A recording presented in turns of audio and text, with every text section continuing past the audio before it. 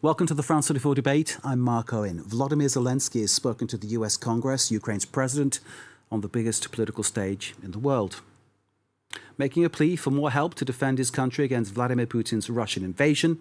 Let's give you now a short extract of the video that Zelensky screened for Congress to make his point, followed by an excerpt of his speech.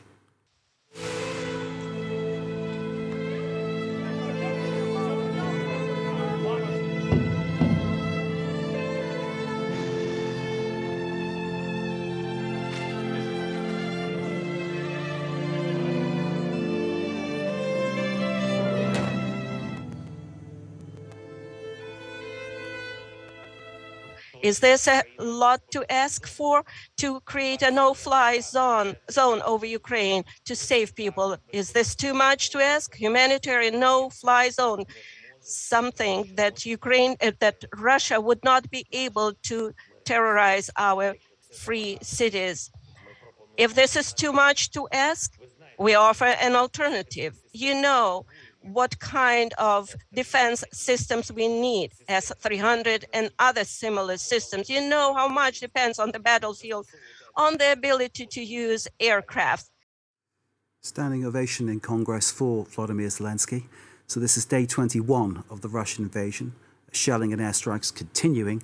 Zelensky appealing to the US to do more. The Russian bombs, missiles, artillery shells continuing to fall. Will he get what he wants? It's looking less and less likely.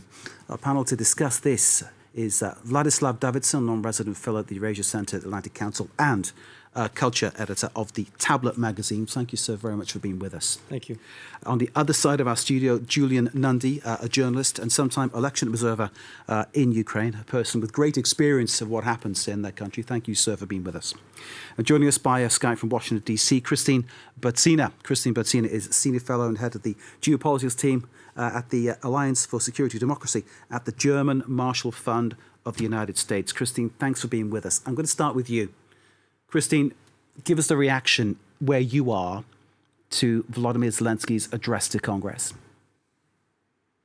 President Zelensky gave an incredibly moving, emotional, powerful address to Congress in a way that struck the chords of the most important events of American history, of the times when Americans were struck at home. This is a very rare occurrence across American history. Pearl Harbor, September 11th, and using the most moving lines from the American political canon, saying, Americans know I have a dream, and President Zelensky saying, well, I have a need, and talking about Mount Rushmore values and the desire for Ukrainians to live like Americans, to work hard, to reap the prosperity, to have a democracy. And that hit so powerfully. In addition to that, moving and awful video that he showed illustrating what the war looks like. This hit, and it hit home to the congressman there and to the administration. And we saw later President Biden come out slightly defensively, but with the massive package of $800 million of aid. One thing Zelensky asked for was for the no-fly zone, but in his speech he said, or the alternative. And the alternative was significant surface-to-air and other anti-aircraft tools, weapons, so that the sky could be closed by Ukrainians themselves. And that is what we were hearing more in the speech from President Biden. There was no talk of the no-fly zone, but there was talk about providing significant weapons that Ukrainian forces could use, shoulder-mounted weapons against aircraft. And also the U.S. helping Ukraine get the other weapon systems. This seems to be an allusion, a reference to the S-300 systems that other NATO countries have. These are Russian, Soviet-made anti-aircraft systems. Those are the kind of systems that the U.S. is trying to help other NATO countries give to Ukraine, and there seem to be commitment as well to that. So no-fly zone, but the USA trying to find, and President Biden trying to find, how can we fill that gap with as much? And the resounding comment, we have Ukraine's back. That really struck home for the administration, and they're trying in these commitments today and this massive aid package, military weapons package, to help Ukraine win. Christine, Biden saying America stands with the source of freedom and condemning Putin's immoral and depraved onslaught in Ukraine. Christine, bear with us. We're bringing our other guests here in the studio to get back to you very shortly. We've had, gentlemen, important speeches today. Obviously, Zelensky spoke, Jens Stoltenberg has spoken, and Biden has spoken and signed into law that massive amount of money for Ukraine. Vladislav, can I bring you in for a first comment on this? In terms of what Zelensky wants, I mean, he's been very consistent, isn't he? He's asking for the same thing all along, the no-fly zone. Yes, that's what he wants, and it's probably not going to get that. I myself am a American, Russian, Ukrainian. I just arrived back to Paris from the Romanian-Ukrainian border. I got my family out. My wife demanded that I leave. I got her family out of Odessa. In fact, I was treated as a refugee on the Romanian border in a refugee camp. It was a remarkable experience. I'll be going back in 2 days.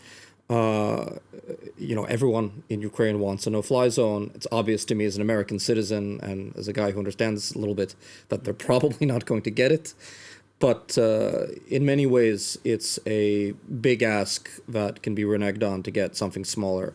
So it's the first ask for Zelensky before he can settle for anti-air missiles and all that, the S-300 systems, which he should be getting. I mean, when you've described what you've done personally, what you've seen, what you've been through, what your family's been through, and clearly this is extremely raw and extremely sore and painful for you as well. And those people, I wonder how they feel when they hear repeatedly from the likes of Stoltenberg, the likes of Joe Biden, no, it's not possible to do a no-fly zone. But their leader, if you like, Zelensky, is calling for it all the time. The other politicians also calling for it all the time. Poroshenko, Tymoshenko, they're calling for it all the time. How do the people that you were with just a few days ago, how do they feel about it all? Confused and angry, mostly. I mean, they don't understand. And there's really nothing that sitting in the basement under the air sirens, as we did, when they ask you, as an American citizen or as a think tank guy or as a journalist, why don't you provide us with these weapons? Why don't you provide us with just air cover, at least over Western Ukraine, not even over Eastern Ukraine? Why don't you just cover the Lviv region, the Chernowitz region?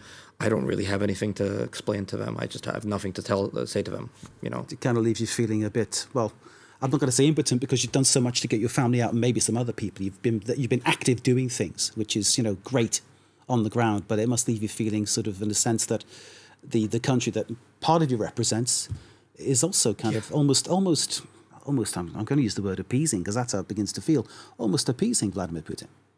I mean, America has done quite a bit. I don't think we've done enough. I think the gentleman and I were just having a talk in the green room. I do think this was a massive policy failure on the part of the Biden administration, that they were not able to get into Putin's ear the exact truth about what the consequences would be. That he made a bad decision is partly, I mean, it's totally his fault. I mean, no one's fault but Putin's. But at the end of the day, we were not able to get the consequences into his ear by whatever channel, whatever mandate, whatever people around him who could get information to him. That's a tremendous policy failure on the part of the Biden administration. So, Vladislav, thank you very much indeed. Julian, can I bring you in to basically develop what we've just been talking about, or indeed take it somewhere else? It's up to you, sir. Julian Nundy, journalist. You've got great experience of Ukraine. Tell us your sense of how things are going, how things will go.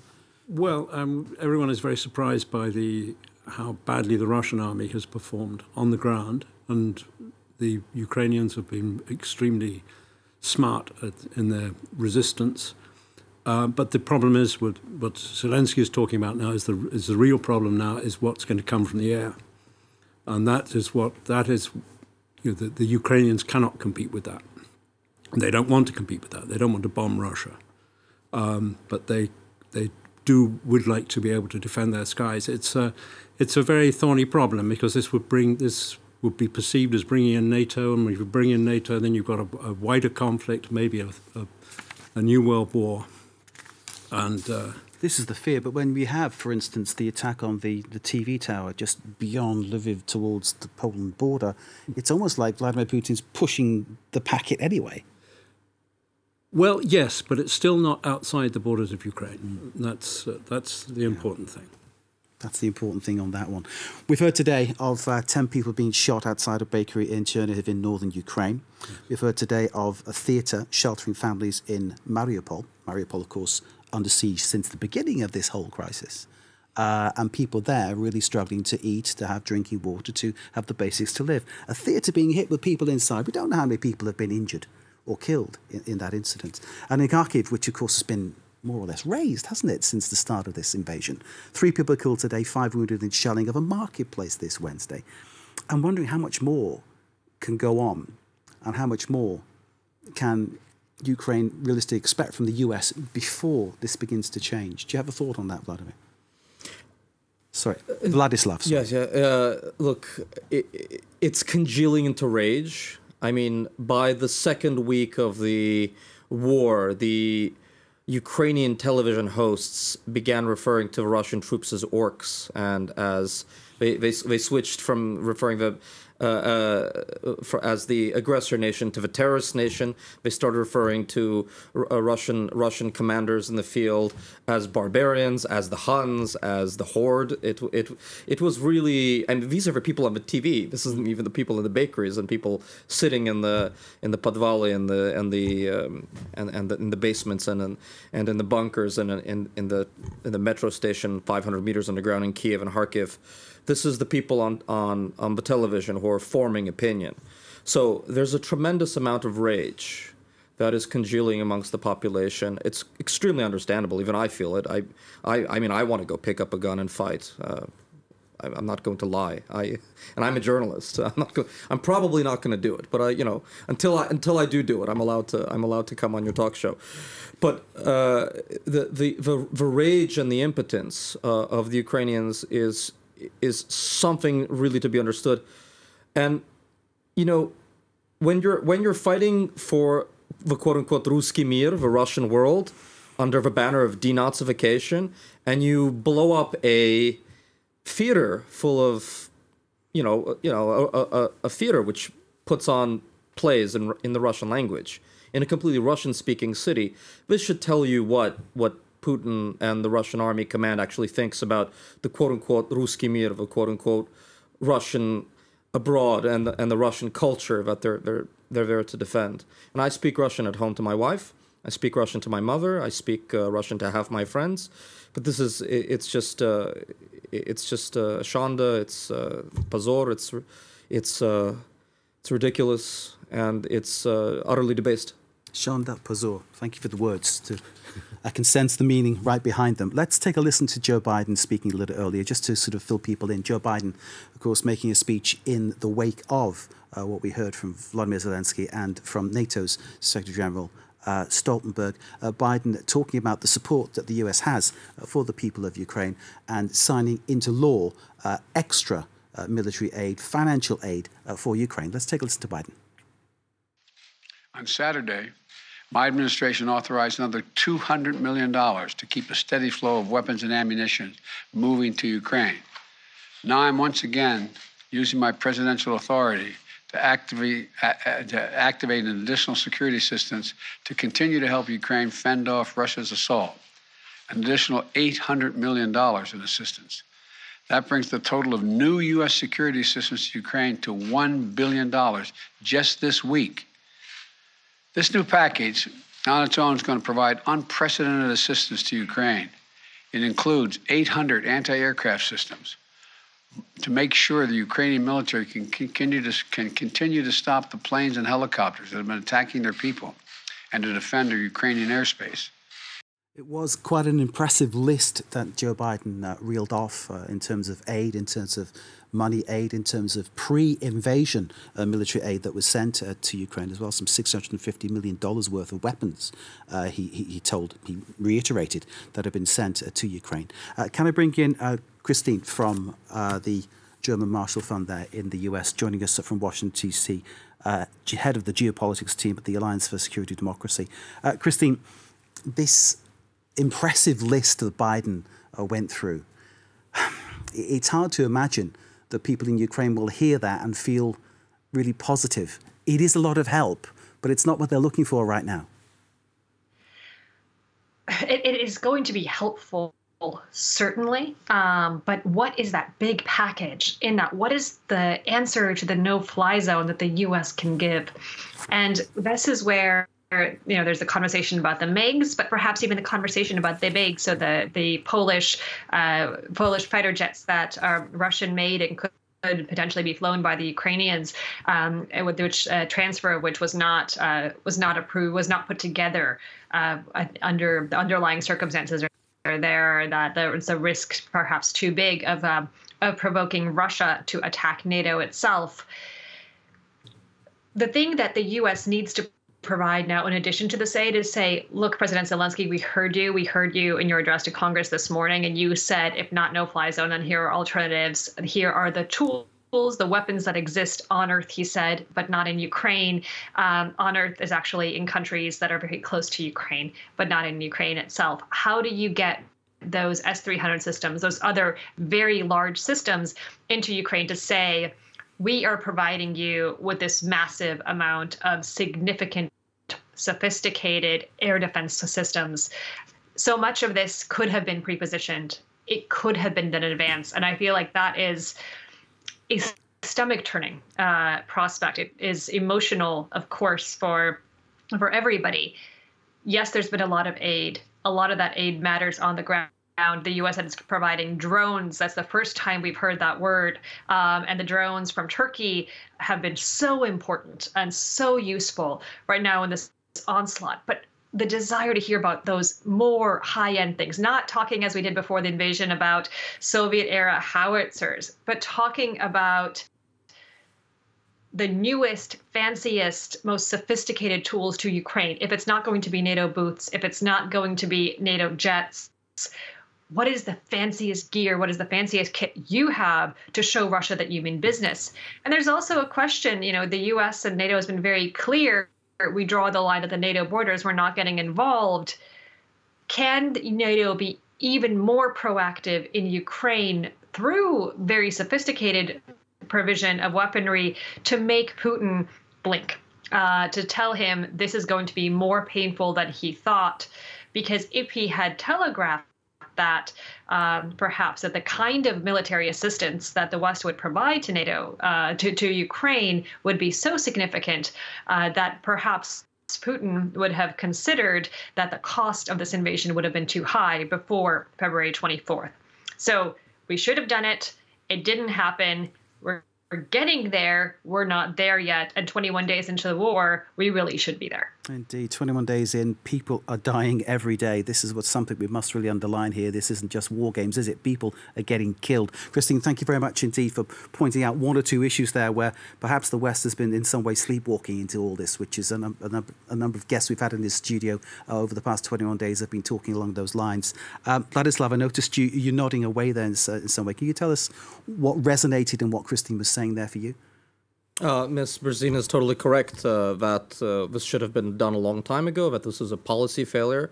Ultimately, the Biden administration was completely right, and I'll eat crow. I thought that they were playing up the threat in order to scare the Russians and to placate the Ukrainians and to make sure there would not be a second foreign policy disaster on their doorstep in less than a year. But ultimately, they had excellent intelligence. They actually knew something. They had conversations with people who were close to the body of Putin, and knowing that it was actually for real, they didn't make a good enough case that he even convinced me, let alone National Security Advisor of Ukraine, Danilov. So, I think it's a real policy failure on the part of the Biden administration, and this $1 billion is great. Should be 10 billion, but 50 billion, whatever it is, it should have been done 21 days ago, maybe 2 months ago. Yeah, I hear what you're saying. And, what you're saying is informed by the fact you've had to get your family out, friends out, you've been on the board, you've seen what's happening, you know what people are going through.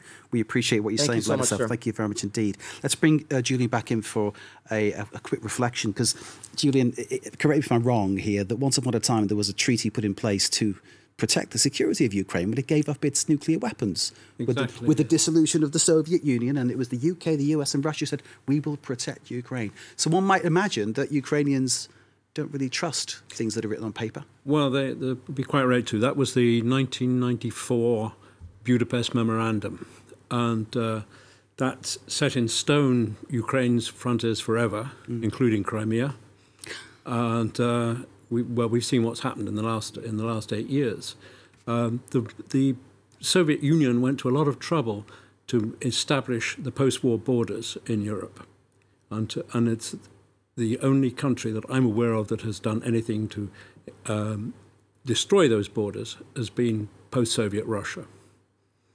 And be it in Georgia, Ukraine, Moldova, and so on. And these, of course, the signs that the West perhaps should have read and seen that Vladimir Putin was plotting something along the lines that he's just started. I'm often asked if what I think of the West's behaviour since the fall of communism in '91, and my answer is always it didn't keep its eye on the ball, because they thought the problem was over. They thought there was no more communism. The Soviet Union had gone.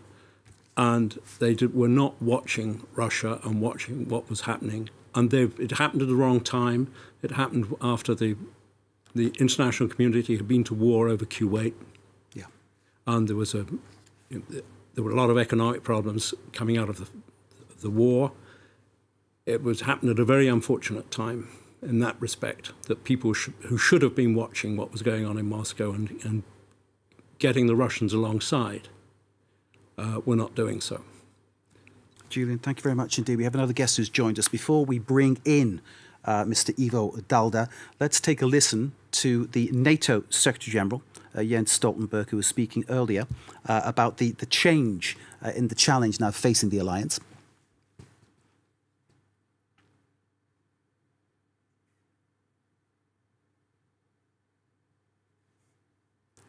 Allies are united, both in providing support to Ukraine, to uphold the right for self-defense, but allies are also united when it comes to that NATO should not deploy forces on the ground or in the airspace over Ukraine.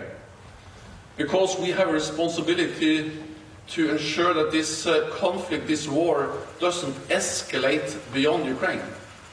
We see death, we see destruction, we see human suffering in Ukraine, but this can become even worse if NATO took actions that actually turned this into a full-fledged war between NATO and Russia. The words of Jens Stoltenberg not really changing in terms of what he's offering or what he's saying, but basically, again, reiterating that there's no way that NATO can go any further as far as he's concerned. Let's bring in Ivo Dalda then, President of the Chicago Council, former US Ambassador to NATO, 2009-2013. Ivo Dalda, thank you very much for joining us in the France 24 debate. We've been talking about the words of Volodymyr Zelensky to the US Congress. We've been talking about the kind of money aid, financial aid that Joe Biden is going to send additional to Ukraine. It's like $1 billion that's been agreed on over the past week, Biden was saying. And obviously just heard then from Jens Stoltenberg from the organization that, of course, to which you were the ambassador for the US.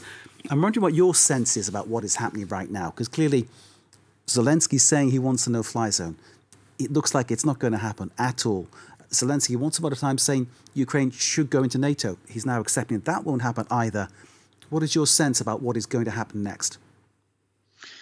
Well, clearly it was a very important speech by Volodymyr Zelensky to the U.S. Congress, and I think it was an important plea for American lawmakers to hear. He did call for a no-fly zone. He has been doing that for the better part of 3 weeks, but he also very quickly pivoted to say what we really need is the means to defend ourselves. And I think it's very important and significant that in response to the speech, President Biden went out and pledged another $800 million worth of military equipment, and not just bullets or guns, although that as well, but very significant capabilities that the Ukrainians can help to better defend themselves. Long-range aircraft, air defense systems, not just short-range Stinger missiles, but missiles that can take out aircraft at much higher altitudes. Drone aircraft that can provide the Ukrainians with a better sense of what's happening on the battlefield, and also to attack ground forces, which are in fact the overwhelming forces that are doing the damage on Ukrainian cities. So I think that's important. On the issue of NATO, I would note that Zelensky did ask for something else, which is a new coalition to guarantee security for Ukraine. And ultimately, what Ukraine is seeking is the help of the international community. NATO is not prepared to provide that today. The situation may change if there's further escalation down the road. But all NATO countries in one form or another are implementing very severe sanctions, plus providing military capability for Ukraine to try to defend themselves. That is the minimum we can do, and I think it's important that it continues to be done. 9,000 anti-tank weapons, 20 million rounds of ammunition. Joe Biden was talking about, as you've just said, $800 million worth of extra aid. It's something like $1 billion over the past week. It is a phenomenal amount of money, but it isn't what Volodymyr Zelensky was looking for in terms of the no-fly zone, which, Ivo Daalder, can I stay with you for a moment? That is something I take it you're going to tell me is impossible. It can't happen. It would be provocative, but isn't anything provocative to Vladimir Putin? Isn't Vladimir Putin just pushing everybody to the limit? So I actually don't think it necessarily is provocative. It's a question of balance of benefit and cost. A no-fly zone would, in many ways, require whoever institutes that no-fly zone, the United States, NATO, whoever did it, to be willing and able to confront Russian forces that threaten either to bomb targets on the ground or threaten aircraft that are maintaining the no-fly zone. It would therefore lead to a direct military confrontation between U.S. and NATO pilots and aircraft and Russian pilots and aircraft. And that's a step that hasn't been taken to this up to this moment. And frankly, it's a step that during the Cold War, even the United States and the Soviet Union tried to avoid for fear that it would escalate. The second problem with a no-fly zone is that much of the damage actually isn't being done from aircraft dropping bombs or shooting missiles. It's rockets and ground-based missiles and artillery that are being used, as well as tanks, in a very indiscriminate, brutal kind of way. And a no-fly zone doesn't do anything to deal with that capability. If you would want to deal with that, you would actually have to bomb those targets. And so it's not just a no-fly zone, but it would be a no-drive zone going after military targets. In effect, helping Ukraine defend itself directly with NATO involvement. That is not something NATO has been prepared to do up to this point. Again, if things change, if chemical or biological agents or weapons are used or worse, NATO might reassess that calculation. But for now, the decision has been made, and I think an understandable decision, to provide as much equipment and capabilities to Ukraine to defend itself and to forego, for now, a direct confrontation between U.S. and NATO forces on the one side and Russian forces on the other. So equipment, but not Poland's offer of the MiG-29 jets. Do you think that's something that really should have been developed? I'm asking you as on a kind of like a human side rather than a NATO side. What do you think? Is that something that could have been taken up, should have been taken up? Yeah, I think the MiGs were something that should have been taken up, and I actually noted that President Biden talked about providing airframes or aircraft. The question is, how do you transport them into Ukraine? If the Ukrainians pilots were able to come to Polish air bases or whichever air base they would be flying out of, I would have no problem with that. I think we should be willing to provide Ukraine with every kind of capability, conventional military capability, to defend itself. I think that's perfectly appropriate. And that should include aircraft that they can fly. Where I think the line has been drawn, and so far, as Jens Stoltenberg, as you just mentioned, underscored, is direct military involvement by U.S. or NATO capabilities. Neither Biden nor any other NATO country is willing to do that so far. Ivo Daalder, thank you very much indeed. Former US Ambassador to NATO. Stay with us, please, sir. We'll try and get back to you. In the studio, we have Julian Nundy and Vladislav Davidson, and joining us from Washington, Christine Berzina of the German Marshall Fund. Vladislav, can I bring you in? Obviously, you've explained your personal story in this, how you brought your family out, what you're feeling yourself. When you hear how rational NATO has to be about this, what questions go through your mind? I'm asking myself, who's going to actually secure the world? When does someone make a decision to actually move and do something else? That's the kind of thing going through my mind. What are you thinking? So the gentleman is completely correct on the fact that the MiGs should have been given. Although I'm actually quite skeptical of their use value, because I was actually in Rovne. I was sleeping in the city of Rivne the night that I was woken up when the Russians blew up the landing strip on the aerodrome in that city. Then I was passing through Ternopil, and there was an explosion there, also in an old disused Soviet airstrip. Then I got to Chernowitz, picked up my relatives, got them out to Bucharest through Moldova. The point of the story is the Russians have been very good about destroying from the sky with cruise missiles the landing strips. They'll just bomb them, leave a crater in the middle of it, and then you can't land anything on it.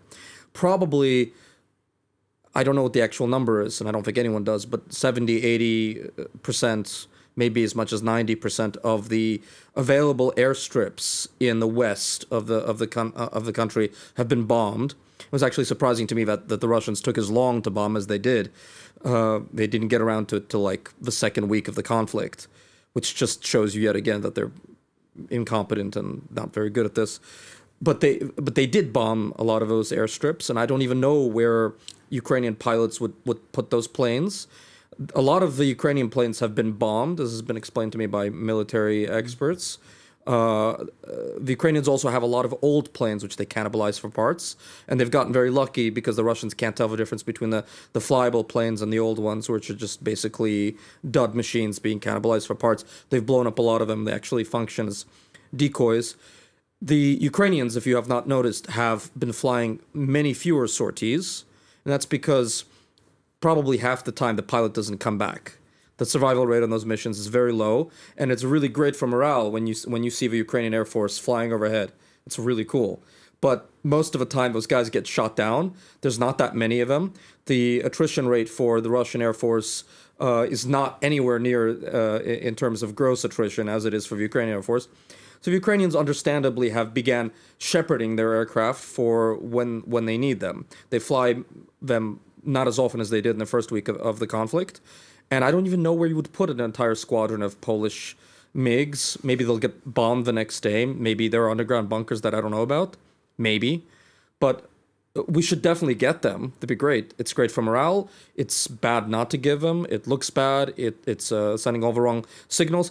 But I don't personally think that this will be a tremendous game changer when the Russians have shown that they can bomb a base full of French Legion, American Legion guys 15 kilometers from the Polish border using rockets that come out of Russian airspace, fly the entire length of Ukraine. So, give us the planes, absolutely. It's one of the problems with the no-fly zone, that obviously sort of, Russian jets could actually fly just around Ukraine and fire in from outside there. It's part of the one way round it, isn't it? They don't need to leave Russia. They have cruise missiles that can fly to Poland. Vladislav, thank you. Julian, can I bring you in on the issue about the amount of money that Biden has signed over now, the huge amount of money? We've heard about the aircraft, how perhaps that wouldn't work, and Vladislav really sort of explaining why on the ground perhaps it wouldn't actually work out practically. In terms of the money, in terms of the military hardware coming through, is that going to be the way, trying to actually keep people armed, get arms to more parts of the country?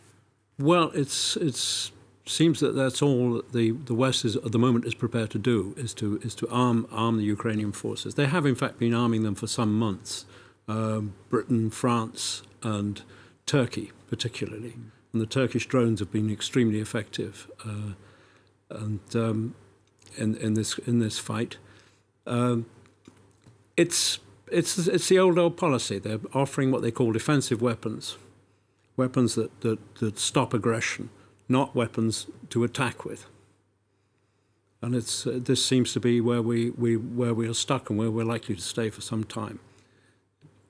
There's been obviously the talks going on between Ukraine, Russia, and via Belarus, 15-point peace plan drawn up, including a possible ceasefire, Russian withdrawal if Kyiv declares neutrality, accepts limits on its armed forces. and also talking about not taking any arms, weaponry, or basing any foreign fighters inside the territory. And obviously, sort of this the talks have named US, UK, Turkey. You've just been talking about Turkish drones. Christine, can I bring you in from the German Marshall Fund in terms of this 15-point plan? Which is, of course, a draft, and it's a discussion, of course, that's ongoing between Russia and Ukraine. Do you get any sense from what's coming out of Belarus in these talks that there is a genuine move towards a resolution, or is it just words? For now, we have a lot of words. I mean, there is traction. President Zelensky has recently said that, even further distancing himself from the notion of NATO membership, which is why we get to the question of neutrality. What does it mean to be neutral? The kind of neutrality that Finland and Sweden had during the Cold War is not perhaps neutrality that Russia would desire for a neighbor today, because, of course, Finland and Sweden are in the EU. There are parts of the EU treaties that require mutual solidarity and assistance to countries. They are very much on the European side, the Western side. They are not in between the West and Russia right now in their political positions. Is the present kind of Finnish and Swedish, quote, neutrality of the Cold War available to Ukraine? That would be a potentially significant discussion point. EU membership, that would be meaningful. And what are the options then for territorial defense for Ukraine moving forward? How does a nation, after being attacked so violently and so indiscriminately as we are seeing right now, how does a nation like that say, never mind, we don't need arms? There are Ukrainians who are saying the only way to peace is victory. And I think that's what they mean. If you step back right now, how do you not prevent Russia from coming in with its arms again and decapitating the next government, or taking more cities in a year or two if it so feels necessary? Right now, Ukraine is putting up a very good fight. How does Ukraine maintain that ability to do so in the future? Is Israel a model for Ukraine that they would want in order to fight off the aggressor, and then saying we cannot arm ourselves? Well, that certainly wouldn't be on the table. These are very tough questions, and Russia's behavior, Russia's horrendous attacks with the theater today and maternity hospitals, the footage of children, that makes it inconceivable to Ukrainians to say yes to a situation in which they would have less protection against Russia in the future. Because who is to say that Russia is not going to be continuing its aggressive streak?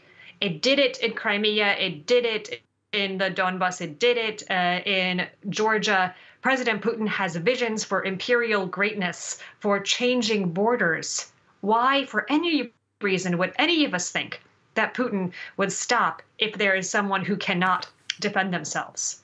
And that's a question for Ukraine, and it's a question for NATO as they're meeting right now.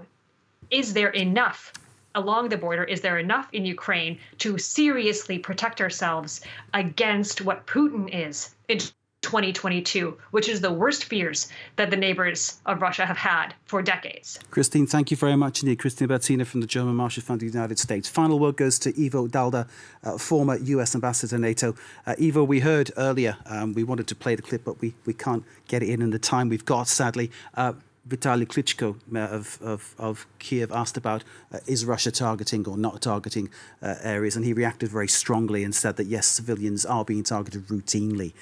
This is all about people, isn't it, and about protecting people. Is NATO going to do that, do you think? Is the US going to do that? Are they going to achieve that at least to try to save more people from dying?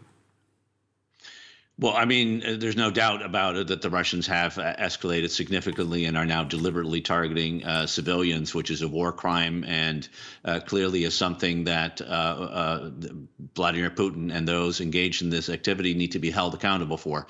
The question of whether or not one can do anything more to protect the Ukrainians beyond providing very significant means of self-defense is whether or not one is willing to risk the possibility of widening the war well beyond Ukraine, in which case it isn't only Ukrainian cities, but Polish cities or Baltic cities or other cities that are going to be brutally assaulted in the same way. NATO does have a responsibility of defending its members and its territory, and as a result, it has to be clear-eyed about the reasons for its engagement. Again, I don't rule it out. I don't rule out the possibility that NATO will become engaged, particularly if there is further escalation. We've had warnings at the UN Security Council, again, this morning in conversations that Jake Sullivan had with his counterpart in Russia about the possible use of chemical and biological agents. Those are very, very significant escalatory steps that might well require a direct military intervention. As of today, the NATO and the United States, as President Biden underscored, are going to do what we can to help the Ukrainians defend themselves with the means to defend themselves, providing those, but stopping short of a direct military intervention that at this moment no NATO country is prepared to do. Ivo Dalda, former US ambassador to NATO, thank you very much indeed. Thank you to Christine Berzina of the German Marshall Fund of the United States. Thank you very much for your contributions. Thanks to our guests in the studio, Julian Nundy, journalist and sometime election observer in Ukraine. Thank you, sir. And thanks to Vladislav Davidson of Tablet Magazine and the Atlantic Council for your contributions. Thank you, sir. I hope your family is now safe and secure and happy, at least for now, outside of the threat of the conflict zone. Thank you, sir. Thanks to all for your contributions. Thanks to you for watching. Stay with us for more about the situation in Ukraine, of course, continuing coverage here on France 24.